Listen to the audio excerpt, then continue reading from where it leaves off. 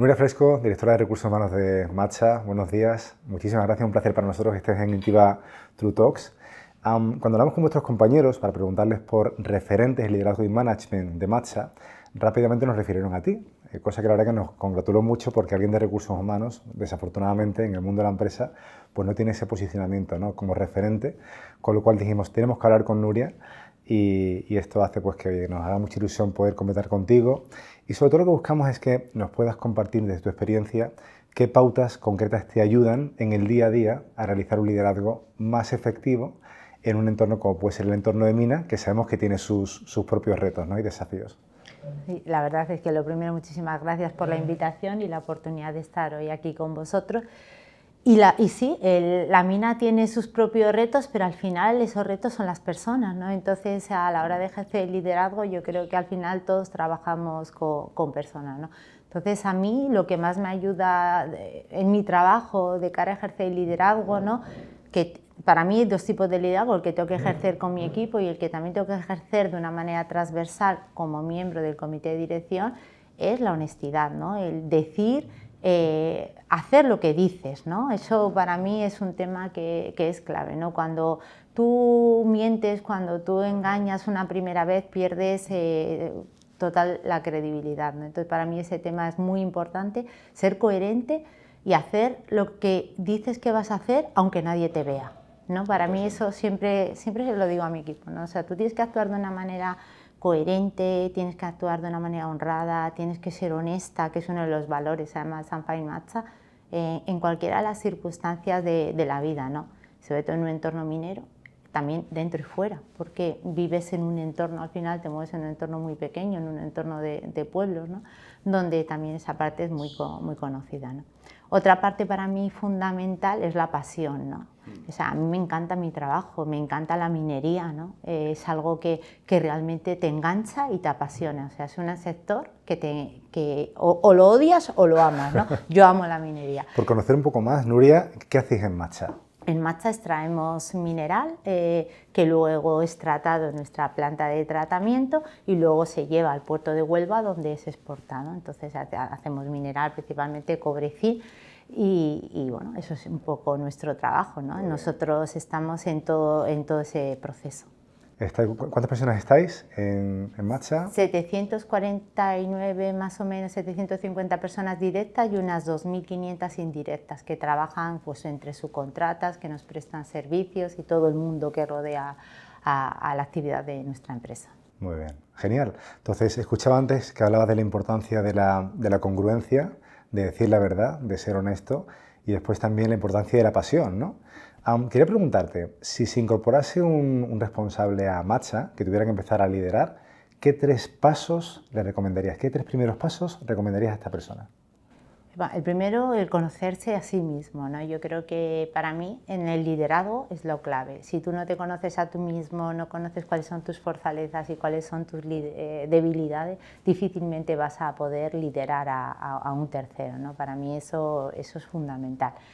Lo segundo, conocer la empresa y conocer a las personas, dedicar tiempo a conocer a los equipos, igual hasta buscarte un mentor, ¿no?, en un sector como puede ser el nuestro, que es un gran desconocido, alguien que te ayude en ese camino de entender el negocio. Pero dedicar mucho tiempo a las personas de manera global, no solo desde el punto de vista empresarial, sino también desde el punto de vista personal, ¿no? Y luego para mí lo tercero, y me reitero, es que le encante su trabajo porque eso le va a transmitir al equipo, ¿no?, esa pasión, eso que haces, lo que te gusta realmente, ¿no? Entonces si tu equipo te ve con desgana, tu equipo te ve que no te apetece, ¿no?, te ve crítico, ¿no?, pues tú no transmites nada positivo, ¿no? Si tu equipo te ve que los proyectos los abordas con un entusiasmo increíble, tu equipo se va a sumar, ¿eh? Entonces eso también para mí es fundamental. Con lo cual escucho en primer lugar la importancia de conocerse a sí mismo. En este sentido, ¿nos puedes dar un ejemplo que nos ayude a entender a qué hace referencia eso de, como líder, debo conocer cuáles son mis fortalezas y cuáles son mis áreas de mejora?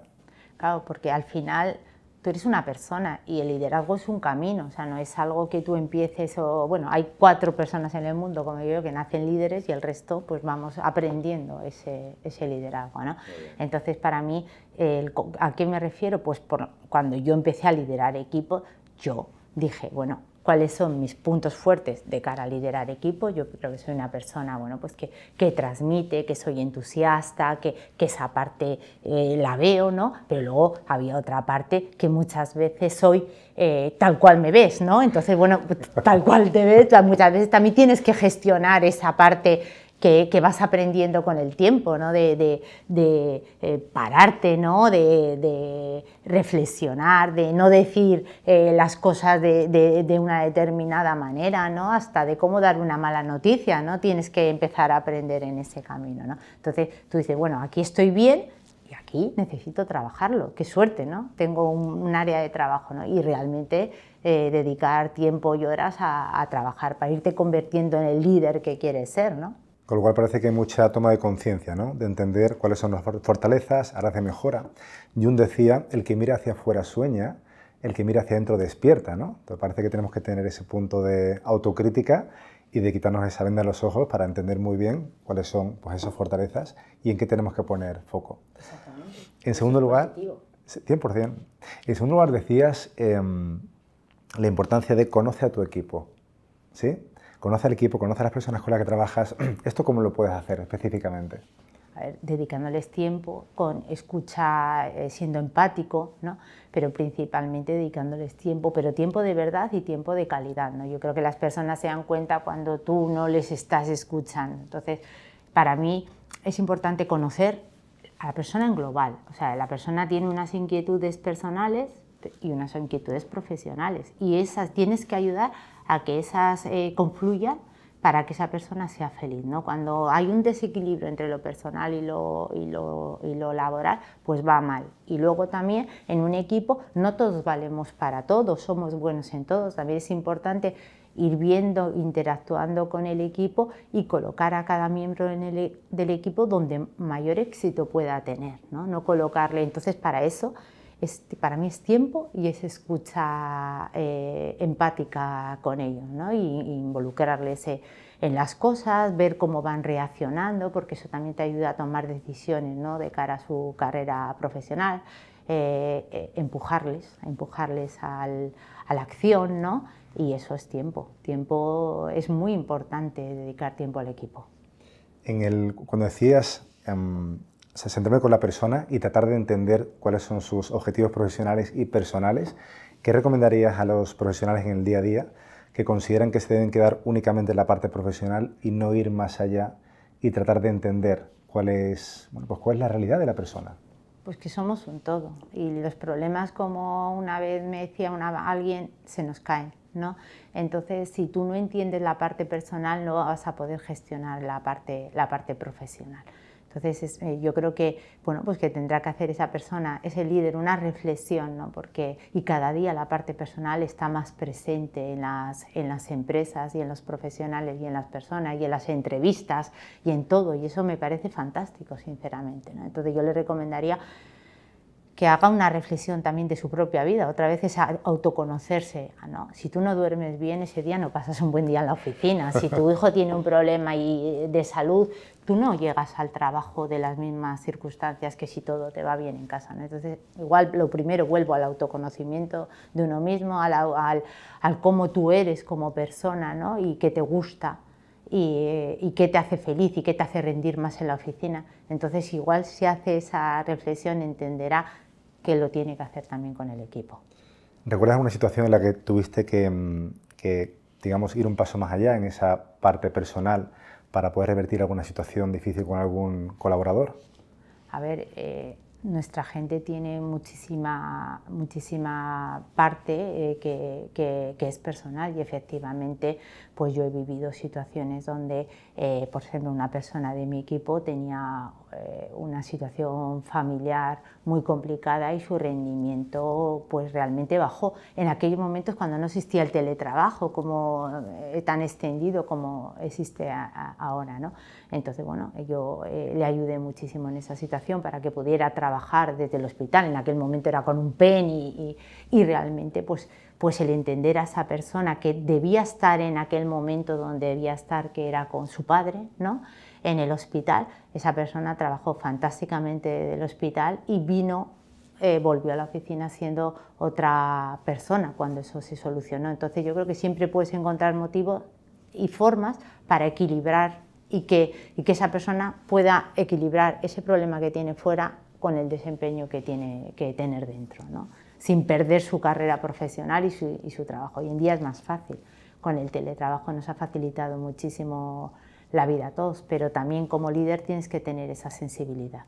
Genial. Y parece que cuando recorremos esa milla extra viene de vuelta también, ¿no? Totalmente, y siempre viene de vuelta. Es una persona que va a estar mucho más involucrada en el día a día, ¿no? Y nosotros en Matcha tenemos muchísimos ejemplos de personas que han podido pasar una mala situación y cuando has dado el resto, ¿no? Nosotros tenemos personas, por ejemplo, ingresadas en Proyecto Hombre en este momento, ¿no? Donde les reservamos el puesto de trabajo para cuando se curen volver, ¿no? Esa persona, el día que vuelva, es una persona que va a estar absolutamente contenta, ¿no? Y orgullosa. O sea, tú hablas con él y siente un orgullo de compañía, un orgullo Matcha que es impresionante. Es que hay miles de situaciones, ¿no? O sea, cúrate, cuando te cures te estamos esperando. Wow. Con lo cual parece que eso también contribuye a generar un vínculo, ¿no? Muy fuerte. Muy fuerte. Y sentido de pertenencia también, ¿no? Muchísimo. De hecho, él está tan orgulloso y lo cuenta con tanto orgullo en Proyecto Hombre, ¿no? Que nos pidió un día si podía venir sus compañeros de Proyecto Hombre a ver la mina, porque hablaba tanto de la mina que decía yo quiero ir, ¿no? Y entonces tuvimos una visita de esta persona y de todos sus compañeros, ¿no? Pero bueno, tenemos muchísimos ejemplos de como estos, ¿no? Hablabas también de la importancia de conocer las fortalezas de tu equipo para poder asignar a cada persona la tarea, digamos, que mejor se le puede dar. ¿Qué utilizas tú para identificar cuáles son esas capacidades? Al final les vas involucrando en la toma de decisiones, les vas retando, ves cómo van reaccionando a esos retos, ¿no? Entonces, bueno, yo creo que ahí tú vas viendo a cada persona en lo que más le gusta. A veces te equivocas, porque los líderes te equivocas, pero bueno, siempre hay la capacidad de poder cambiar las cosas, ¿no? Entonces, si les involucras en todos los proyectos, les dejas interactuar de una manera libre, les dejas opinar, les dejas mejorar, les dejas hacer, ¿no? Dejar hacer. Y tú vas observando y vas escuchando, pues para mí es una herramienta muy fuerte para ver las fortalezas de los equipos, ¿no? Y también para ver las áreas de mejora y decir, bueno, este es mi trabajo, esto me lo tengo que llevar yo, esta persona tengo que conseguir que llegue, en esto también hay, ¿no? Pero yo creo que lo ves muy claro con la participación y el dejar hacer. Y en estos 15 segundos hay un montón de joyas en esta parte de gestión, ¿no? Hablabas del dejar hacer, dar autonomía, dar esa responsabilidad a los equipos para que vayan sintiendo el proyecto como suyo, ¿no? Y esto nos aleja un poco de la figura más habitual que se ha podido encontrar en las organizaciones, donde el manager pues quiere tener todo el control. Parece que es una manera de liderar muy distinta. Claro, es cambiar de jefe al líder, ¿no? Es ese cambio que yo creo que se ha hecho, ¿no? Y qué tipo de líder, ¿no? Un líder coach. Yo creo que debemos ser líder coach, o por lo menos es lo que yo intento en las conversaciones que tengo con mi equipo. Y eso hace que todo el mundo esté en el barco. O sea, cuando tú realmente haces todas estas cosas, escuchas, dejas hacer, das autonomía, ¿no? Te pones la primera, en cualquier circunstancia tú eres la primera, como me decía una persona, hasta para ordenar sobres, ¿no? ¿Cómo no vamos a ordenar sobres los demás si tú te pones a ordenar sobres, ¿no? Pues entonces hace que realmente el equipo esté muy cohesionado. Y para dar autonomía pues también tenemos que asumir que los equipos se pueden equivocar. Totalmente. Si no, no puede ser un líder. Yo eso lo hablo muchísimas veces con mi jefe. Hay que asumir que el error forma parte del día a día y todos nos equivocamos porque somos personas y tenemos que asumir el error y hacernos responsables del error. Y como líder, hacernos responsables que somos el último responsable. La accountability, ¿no? Que se llama, somos el último responsable de todo lo que ocurra en los equipos y de los errores, los mayores aprendizajes. 100%. Y parece que es una manera de liderar que rompe con el estilo clásico, sobre todo, por ejemplo, en entornos de fábrica, ¿no? O de industria, donde ha habido una estructura mucho más jerárquica. Y bueno, pues parece que se puede hacer y que tiene un impacto muy positivo. Muy positivo, muy positivo. Yo creo que además se nota, es que se nota hacia afuera. Y la fábrica es que al final liderarse y lideran personas, y las personas no solo están en las oficinas, por decir de alguna manera. Entonces yo creo que también ese mito hay que romperlo. Liderar es liderar. Yo lo veo así. Genial. Oye, y cuando se trata, Nuria, de tomar decisiones que son impopulares para el equipo, estas situaciones, ¿cómo las gestionas? Primero lo preparo, la comunicación, ¿no? Y entonces hasta de lo negativo hay que sacar lo positivo. Entonces, bueno, pues seguramente esa situación tiene muchas cosas negativas, pero alguna positiva seguramente tendrá, ¿no?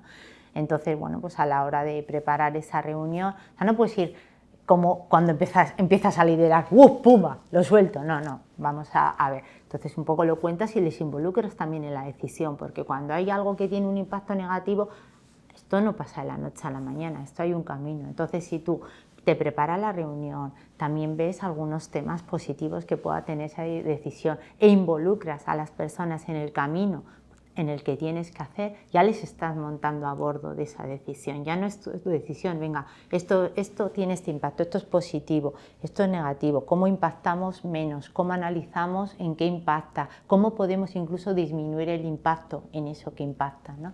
Entonces para mí es involucrarles hasta en todo el proceso, ¿no? Porque a veces las decisiones pues hay que hacerlas, pero el cómo también es importante.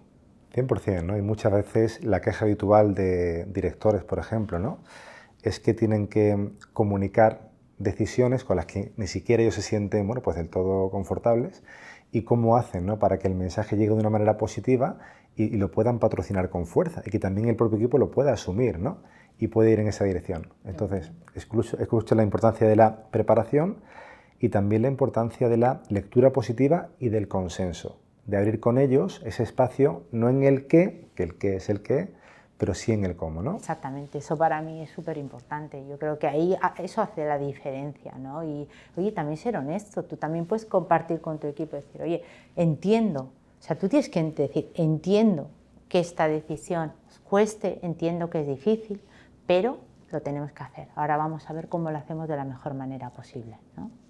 Genial. ¿Recuerdas alguna situación en la que tuviste que actuar de esa manera? Preparar esa comunicación, hacer participar al equipo sobre alguna decisión concreta que de partida no era tan fácil. A ver, nosotros estábamos negociando un convenio colectivo y no había manera de sacar adelante ese convenio colectivo, ¿no? Entonces hubo que firmar un extraestatutario, que realmente no era el primer extraestatutario que se hizo de la minería.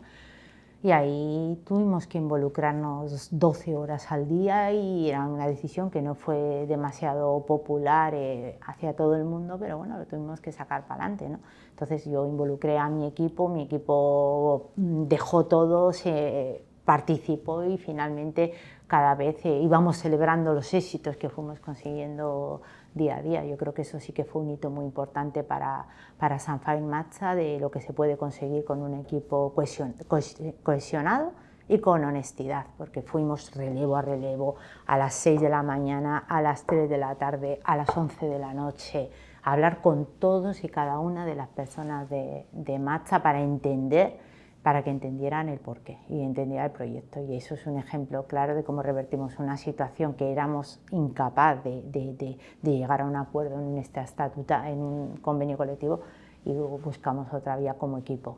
Con lo cual hubo un trabajo muy intenso de involucración, ¿no? Muchísimo, muchísimo. Y además era felicidad. O sea, era cansancio, porque imagínate, nos íbamos a casa a las 12 de la noche, 1 de la mañana, y íbamos al relevo de las 6:30 de la mañana, 7 menos cuarto. No había cansancio, pero había felicidad en el equipo, había cohesión, había orientación al éxito, ¿no? Y al final realmente fue un éxito colectivo de todo el equipo. Me parece que estabais todos unidos por un propósito, ¿no?, final, que merecía la pena todo ese esfuerzo, ¿no? Merecía la pena porque además estábamos 100% convencidas que era algo muy bueno para los trabajadores y que no podíamos dejar que eso no ocurriera, ¿no? Entonces, sí, la verdad, y fue un aprendizaje también enorme para, imagínate, personas por ejemplo, mi business partner, participar en temas de relaciones laborales, ¿no? Un aprendizaje también en distintas áreas, que todas ellas, talento, participando también en este proyecto, ¿no? Todas ellas aprendieron de relaciones laborales, también fue un proceso de aprendizaje, ¿no? Para mí otra cosa importante de un líder es la generosidad de enseñar. sea, tú tienes que enseñar al equipo, tú tienes que decirles por qué hacer las cosas, ¿no? Nuestro departamento es muy variado, está talento, está relaciones laborales, está administración de personal, todos tienen que saber un poco de todo, ¿no? Y cuando hay un proyecto importante lo tienes que explicar, es decir, la persona de talento se tiene que llevar algo de relaciones laborales, también tiene que aprender, ¿no? ¿Y qué le recomendarías a esas personas que son recelosas de compartir información en el día a día a sus equipos por miedo a ser sobrepasadas? Pues que un líder tiene que tener, trabajando con ella en el equipo, a personas mejores que ellas en cada una de las áreas. Yo lo tengo súper claro, ¿no? Y porque al final el líder no deja de ser un director de orquesta, llámalo de alguna manera, pero por ejemplo, mi jefa del talento es mejor que yo en todos los temas de selección, ¿no? Y así tienes que tener, mi business partner conoce la organización, conoce todos los detalles mejor que yo, y eso es súper importante también.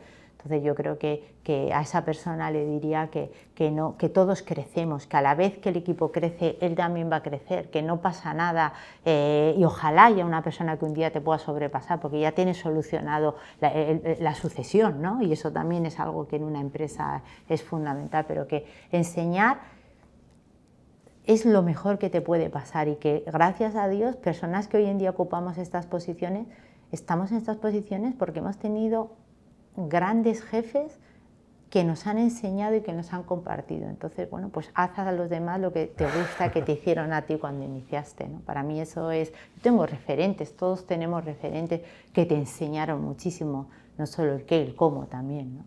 Con lo cual es que escucho que el líder tiene que crear otros líderes. Totalmente.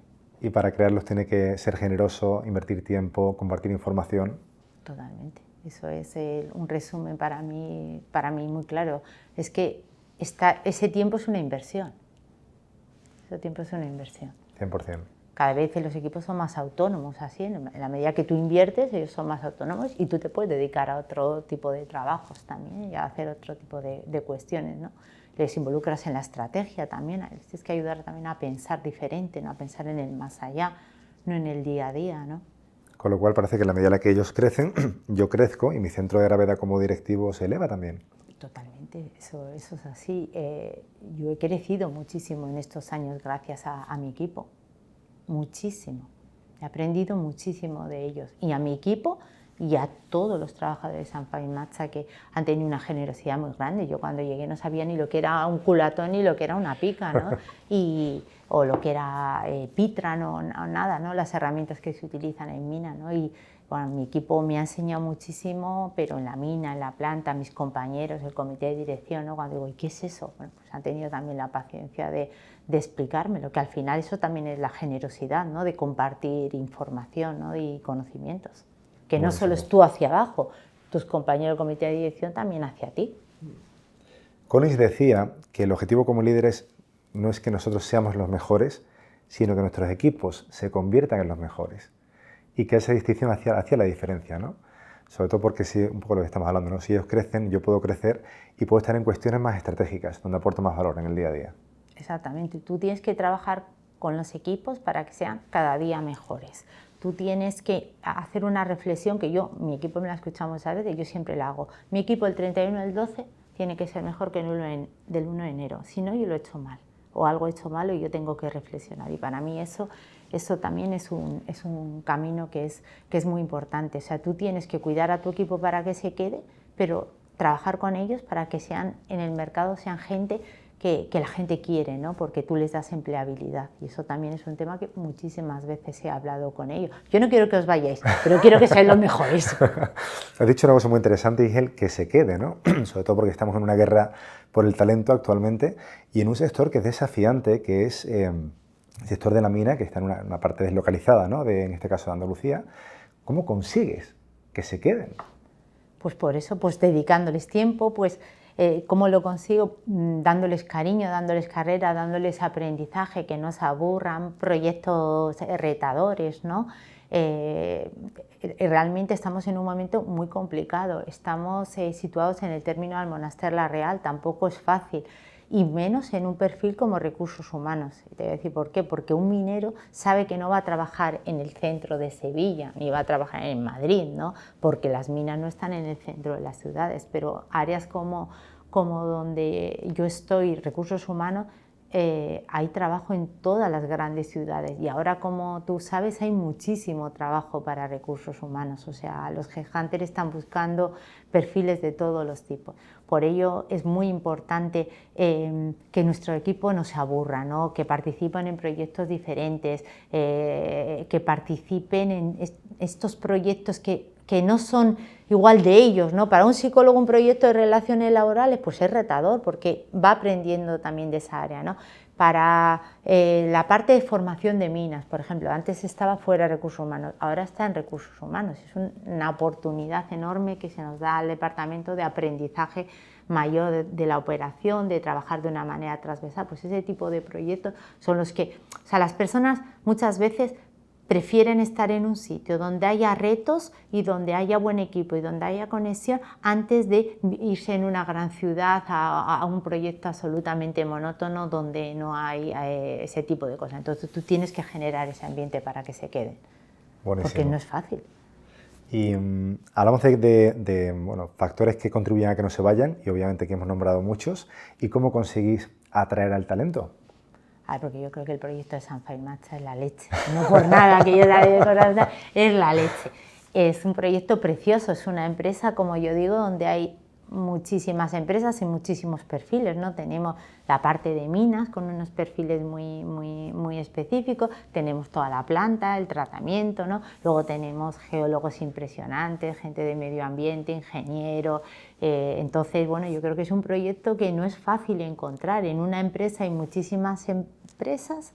Está la parte más mina, está la parte más planta y luego la parte más oficina, y luego también es una empresa donde somos la única mina interior de España en este momento, que también ese es un reto muy importante. Somos una empresa tecnológica a tope, aunque parezca que dices una mina tecnológica, sí, una mina tecnológica. O sea, nosotros tenemos wifi en la mina, tenemos las últimas tecnologías que hay en el mercado, entonces hay un orgullo de pertenencia, un orgullo Matcha que es enorme. Entonces, sinceramente, a la gente cuando ve el proyecto le atrae, porque el proyecto es impresionante, o sea, realmente. Y luego, bueno, pues también tenemos minas en Botswana que se han abierto ahora, donde, bueno, pues va a haber gente también de la oficina que va a participar en esa globalidad. Estamos en Australia, pero también, y ahora también quiere estar trabajando para abrir en Montana. Entonces también das un proyecto global, que hoy en día el tema internacional pues es muy importante, pero es verdad que sí que el proyecto atrae y estamos consiguiendo atraer gente de grandes empresas. Buenísimo, genial, súper. Volviendo a la parte de liderazgo, he escuchado muchas situaciones y casos de éxito. ¿Has tenido algún fracaso como líder? Hombre, totalmente, totalmente que he tenido fracasos, ¿no? Yo creo que cuando empiezas a liderar, mira, mi mayor fracaso fue cuando me dieron la parte internacional, ¿no? Que yo pensaba, bueno, pues me dijeron, bueno, yo quiero que lleve la parte internacional, 90 países, estupendo, fenomenal. Y entonces la primera ocurrencia que se me dio es decir, bueno, pues España es el centro del mundo y ahora voy a aplicar España en Arabia Saudí y voy a aplicar en todo el mundo porque esto es lo mejor y esto es la ley. Entonces, bueno, hasta que y voy a liderar al equipo de Arabia, igual que al de Venezuela y igual que al no sé qué y tal. Entonces, bueno, imagínate, tortazo absoluto, ¿no? No tuve en cuenta, no tuve en cuenta la cultura, la diversidad cultural es un tema muy importante que hay que tener en cuenta, las distintas sensibilidades que hay en los distintos países. Menos mal que me duró un mes el error hasta que me di cuenta que tenía que echar el freno, marcha atrás, vuelve a empezar y lidera de otra manera, ¿no? Lidera teniendo en cuenta la sensibilidad local, la cultura local, ¿no? Que hay cosas que sí que pueden ser corporativas, pero como no las adaptes te lo cargas, ¿no? La cultura, o sea, la cultura es clave, ¿no? Y hay una frase muy buena que dice que la cultura se come la estrategia con patatas, ¿no? Pues eso es un poco lo que me ocurrió. Es un fracaso y un aprendizaje enorme, y eso, por ejemplo, también me ha servido hoy en día. Yo he venido del norte al sur y es una cultura ni mejor ni peor, pero es muy diferente. Entonces también ese fracaso me ha ayudado a no repetir errores. ¿Qué está haciendo de diferente en esa cultura? Bueno, pues incluso la forma de lenguaje, ¿no? Nosotros somos directísimos en todo, en nuestra forma de comunicar. Bueno, aquí también tienes que hacer lo mismo, pero igual la forma de comunicar es de otra manera, ¿no? La forma de vivir también es muy diferente, la forma de los horarios hasta de comer, ¿no? Es que realmente España es muchas Españas. ¿No? Tengo una pregunta para ti, es la siguiente. Me llama la atención que realmente llevas poco tiempo en marcha, son como 3 años y medio, quizás un poquito más. ¿Cómo en este tiempo has conseguido ganar la confianza y el respeto de los grupos de interés que te rodean? Tus equipos, miembros del comité, otros compañeros de otras áreas. ¿Cómo lo has conseguido? Bueno, pues yo vuelvo a la honestidad. Yo creo que algo que he conseguido, por ejemplo, con la gente es que nadie duda que lo que digo lo hago. O sea, eso es algo que yo creo que es reconocido a nivel global, ¿no? Eso para mí es principal. Luego el trabajo. Yo creo que cuando tú realmente te ven que te dejas la piel, que tú trabajas, eso también hace que la gente te respete, ¿no? O sea, yo dedico las horas, dedico el tiempo necesario para hacer bien mi trabajo. Yo creo que también esa parte es súper importante. Y luego la cercanía hacia la gente, ¿no? Yo creo que también es una de las cosas que más les ha llamado la atención. O sea, a mí me puedes ver igual que con un compañero de comité de dirección que con un minero. A mí me preocupa igual un accidente de un director, de un gerente, que de un minero. Me preocupa y me ocupa. ¿Vale? Yo les hago seguimiento, les llamo, conozco ya a sus familias, si algo les pasa algo, ¿no? Entonces yo creo que esa parte me ha hecho también ganarme mucho el respeto de ellos, ¿no? Yo intento, si me voy, me paso por la sala de teleremote a decir, oye, venga, ¿qué tal todo? Adiós, pues me voy. Pues también intento pasar tiempo con ellos, ¿no? E intentar entenderles y escucharles, ¿no? Y también siempre tengo las puertas abiertas para cualquier conversación personal y profesional.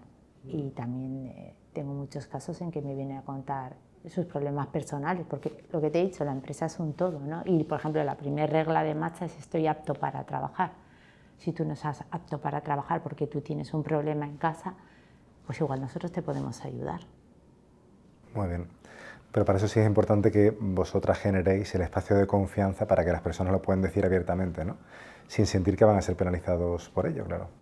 Con puertas abiertas, con ir a su espacio de trabajo, con hablar con ellos, con preguntarles qué tal están, ¿no? Entonces, al final, lo que te he dicho antes, los problemas se nos caen. Si tú a una persona le preguntas qué tal todo, normalmente te dice si las cosas no le van bien. Entonces, la cercanía también una clave para mí de lo que ha ocurrido estos 3 años, ¿no? O sea, la gente te llama por el nombre, vas en la calle, Nuria, ¿no? Muchas veces tú a veces tampoco conoces el 100% del nombre de todos, ¿no? Ya, bueno, ya cada vez más, la verdad, pero esa cercanía, me paro, estás con tus hijos, yo me paro con tus hijos, ¿no? Porque al final es tu familia, yo soy madre y yo entiendo la importancia de la familia en cada una de las personas. Entonces yo, por ejemplo, voy a los cambios de relevo, si tengo que dar alguna noticia voy en persona, me paro con ellos, o sea, doy importancia a sus fiestas, a sus romerías, ¿no?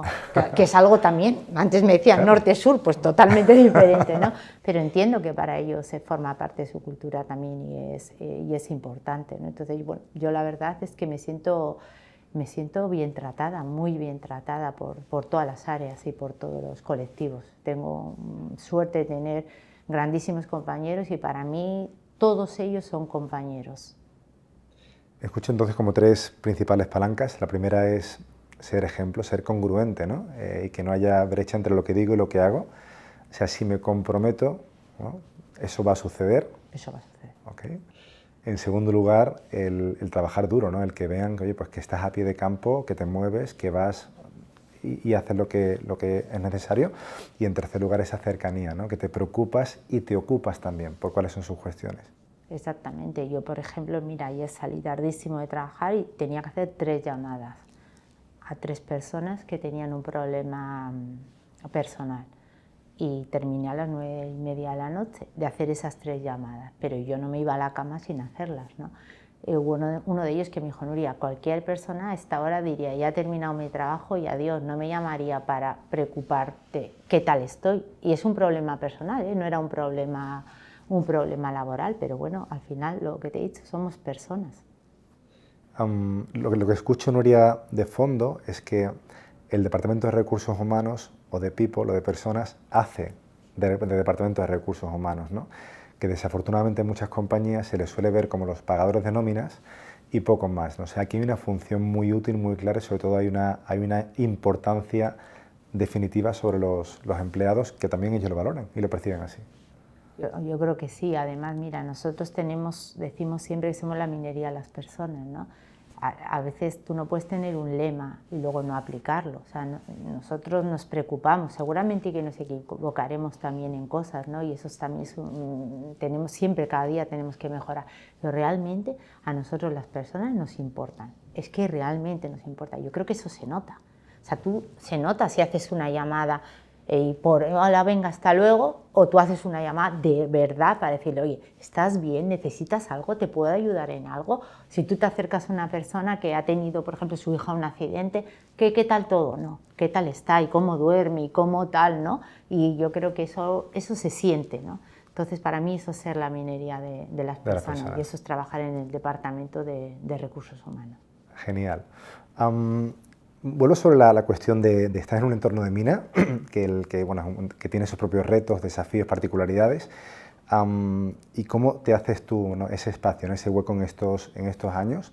En la conversación previa que tuvimos hace unos días, me hablabas también de la importancia de tener conversaciones difíciles en el día a día. Claro, porque nosotros tenemos que tener, independientemente de que intentamos esa cercanía, en la mina pasan cosas que a veces tienes que, por ejemplo, para nosotros la seguridad es lo primero. Hay una línea roja que es inquebrantable, ¿no? Hay que cumplir los procedimientos, nosotros tenemos que volver sanos a casa todos los días, eso es una prioridad. Claro que hay conversaciones difíciles de personas, por ejemplo, que pueden incumplir un procedimiento, ¿no? Entonces tú puedes abordar la conversación desde una sanción y te mando a casa, puedes abordar la conversación en un estilo de decir, oye, te hago reflexionar de que este incumplimiento a qué te hubiera llevado, ¿no? O sea, que la importancia de cumplir los procedimientos, o sea, que es que en algunos casos has podido hasta tener suerte, pero que es que has jugado con esto y con esto, ¿no? Entonces, esas conversaciones difíciles donde tú a veces le puedes entregar incluso una amonestación a una persona, tú lo puedes abordar, te doy la carta y te vas, o lo puedes abordar una conversación difícil desde hacerle entender la importancia de esos cumplimientos y las consecuencias para él o para terceros de no hacerlo, ¿no? Entonces, esas conversaciones difíciles en un sector como el nuestro se dan casi todos los días. ¿Y cómo las enfocas? ¿Tienes algún tipo de preparación? ¿Haces algún tipo de secuencia? ¿Hay un paso a paso? Si pudieras darnos alguna idea concreta. Las preparas, o sea, las conversaciones difíciles no se pueden improvisar, se pueden preparar, se tienen que preparar. Y realmente creo que eso es uno de los aprendizajes también que vas haciendo, ¿no? De decir, yo tenía una conversación difícil, te sientas, espérate que te lo digo. Que ¿no? te lo suelto, ¿no? Que te lo suelto, ¿no? Tú tienes que entender todo, tienes que entender las circunstancias, tienes que hablar con el jefe también para entender a la persona en sí, ¿no? Y luego tienes que preparar la conversación, pues un estilo de decir, oye, ¿qué ha ocurrido? Entender cuál es la razón y cuál es su reflexión de lo que ha ocurrido y hacerle entender que eso no puede ocurrir y qué consecuencias tendría eso. Y al final tienes que llegar a un consenso también, esa conversación la tienes que cerrar, ¿no? También tienes que volverle a pedir feedback, decir, oye, ¿esto te ha servido? ¿Te ha servido esta conversación que hemos tenido, esta explicación que hemos tenido hasta para mandarle a casa? De alguna manera con una sanción, ¿no? Entonces para mí eso es fundamental. Preparación, feedback, escucha activa y cerrarla. Y cerrarla, y también hay una comunicación asertiva, ¿no? Porque más que una conversación punitiva, es una conversación más del entendimiento, ¿no? Desde la sensibilización a la persona, ¿no? Hay una máxima que me gusta mucho que dice, asertividad es ser firme con el tema, pero no con la persona. Y por lo que escucho, este es el tipo de comunicación que tenemos que tener en estas conversaciones difíciles. Sí, y eso son muy habituales, no de todos los días, pero sí es habitual, ¿no? Porque, bueno, pues incorporan personas nuevas, el tema de la seguridad para nosotros es que es fundamental. Entonces, en esa parte, ¿no? Utilizar los EPIs, seguir los procedimientos para que no haya ningún ni accidente. O sea, todas las reuniones de marcha empiezan por seguridad. Por todo ello, la mayoría de las conversaciones difíciles, o muchas de ellas, son por temas de seguridad. Muy bien. Y hablando de comunicación, ¿dirías que adaptas el estilo de comunicación en función de la persona, si la persona está en mina o está en planta?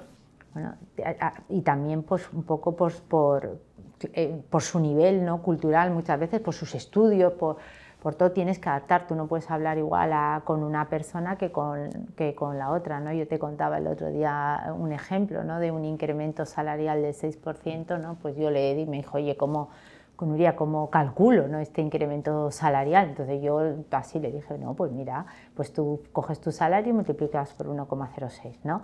Entonces la persona me vino al minuto, ¿no? Al día siguiente, al minuto 6 personas, dice, ya nos habéis engañado, ya no es un 6%, ahora nos vais a subir un 1%, ya no, tal. Entonces me di cuenta que yo había hecho una comunicación para un grupo, pero no igual para todos los grupos, ¿no? Entonces lo tenía que explicar de otra manera. Eso para mí fue una apertura de ojos también, ¿no? Entonces yo cuido muchísimo y trabajo mucho también con comunicación, ese tipo de cuestiones, ¿no? Que sea un lenguaje sencillo, que sea llano, que llegue a todo el mundo, ¿no? Y esa parte de adaptarlo es clave. Parece que comunicar no es lo que uno dice, sino lo que el otro entiende, ¿no? Y que haya que hacer esa adaptación.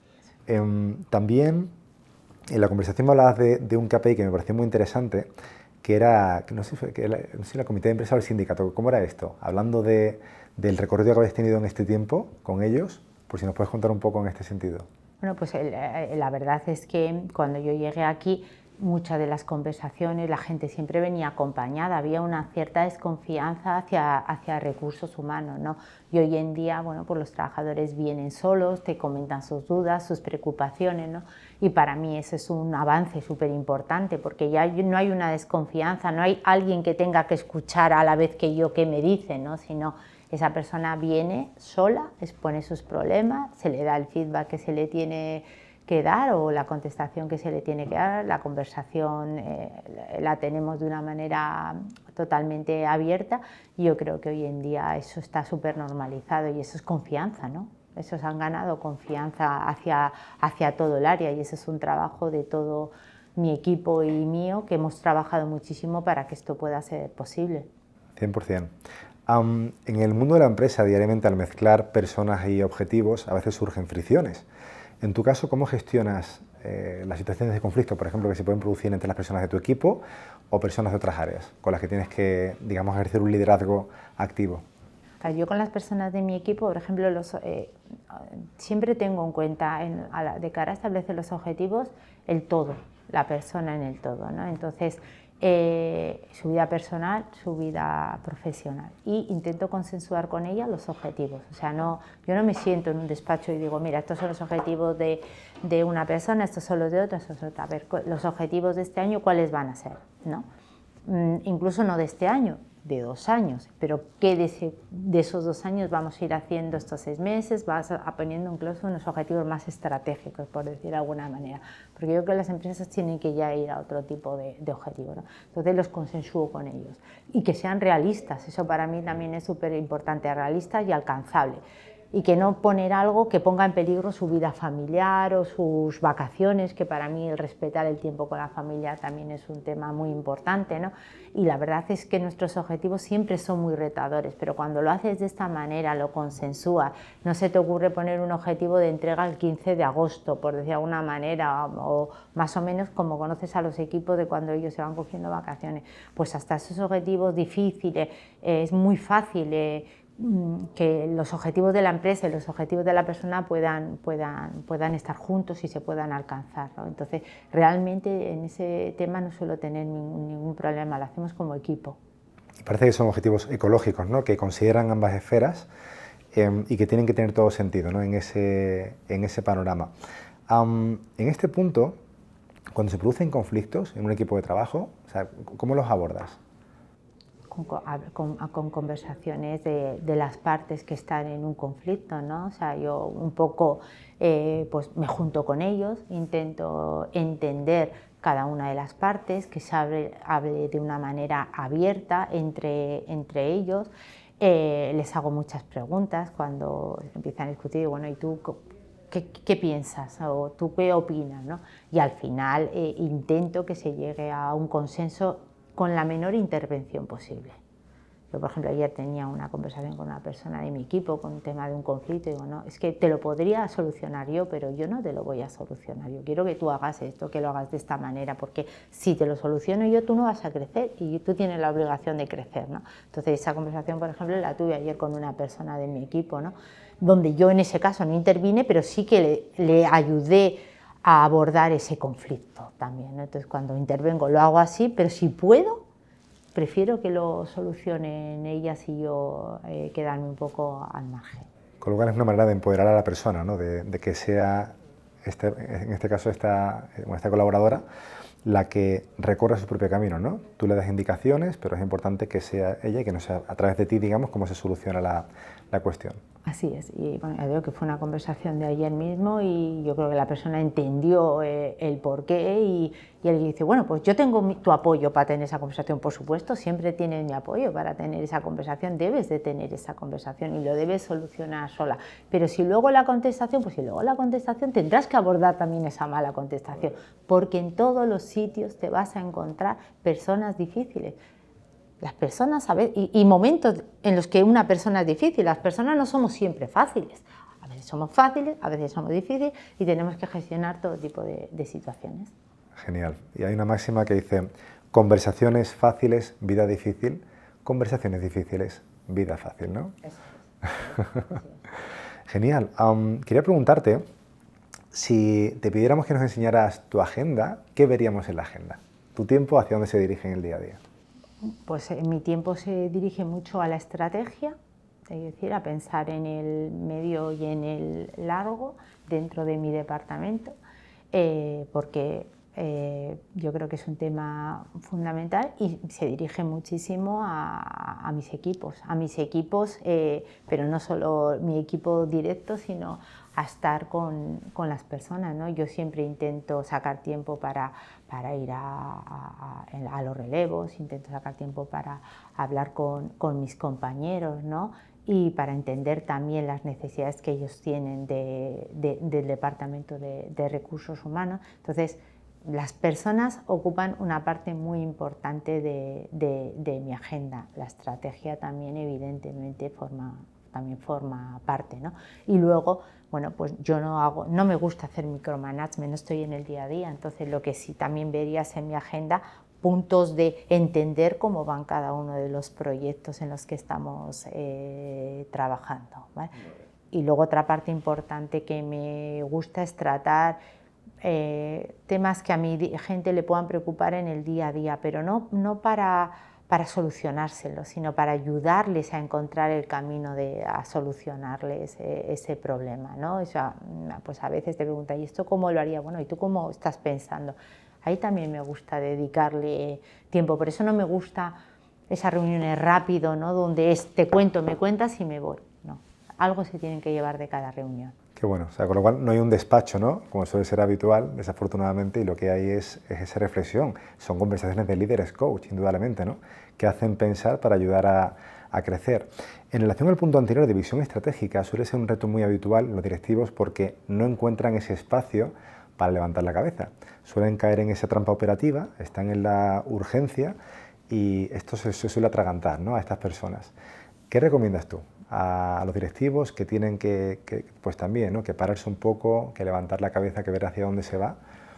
¿Cómo pueden hacer ellos este punto? A ver, todos caemos alguna vez en esa trampa ¿no? Pero debe ser lo menos posible. Yo no te voy a decir que nunca caigo en la trampa de ponerme así y ya está, ¿no? Pero tiene que ser lo menos posible. ¿Qué les recomendaría? Que hagan crecer a los equipos. Solo puedes dedicarte a la estrategia si tus equipos crecen. No hay otra manera. Si tú no liberas... Es que hay gente que eso no lo entiende, pero no lo entiende no jefes ni directores, sino a veces hay gente que dice, quiero crecer, pues es que para crecer tienes que delegar. Tienes que delegar.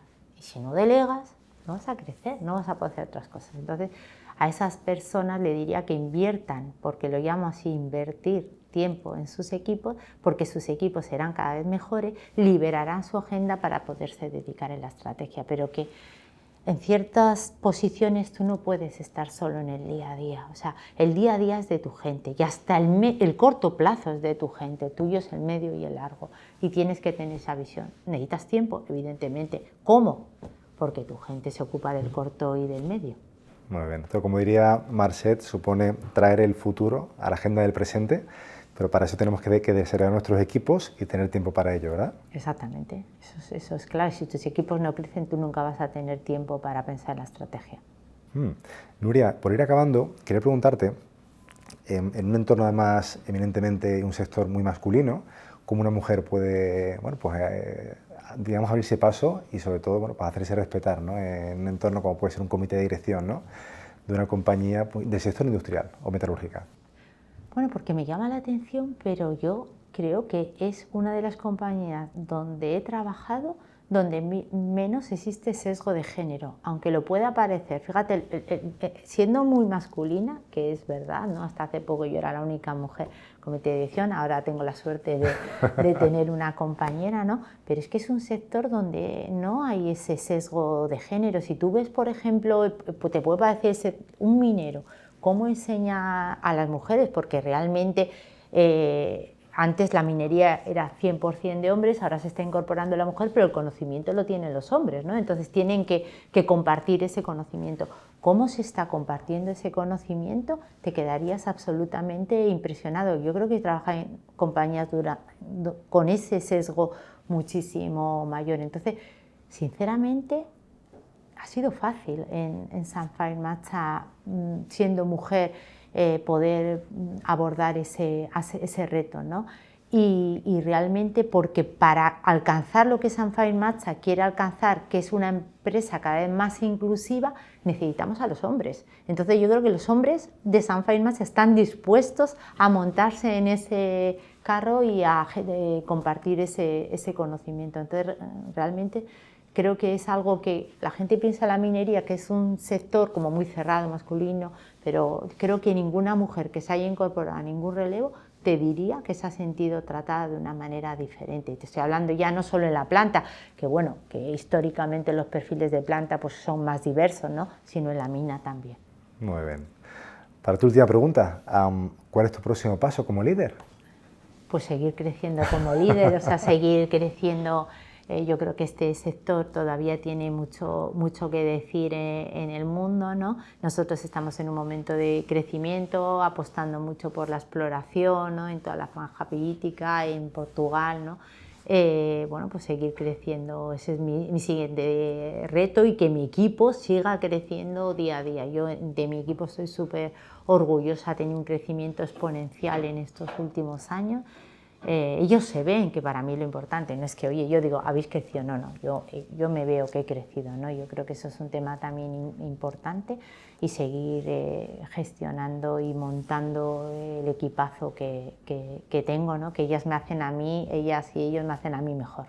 Entonces es mi reto. Muchísimas gracias, un placer enorme que estés con nosotros aquí hoy y un disfrute de esta conversación. Muchas gracias, Nuria. Muchas gracias. Muchas gracias a vosotros.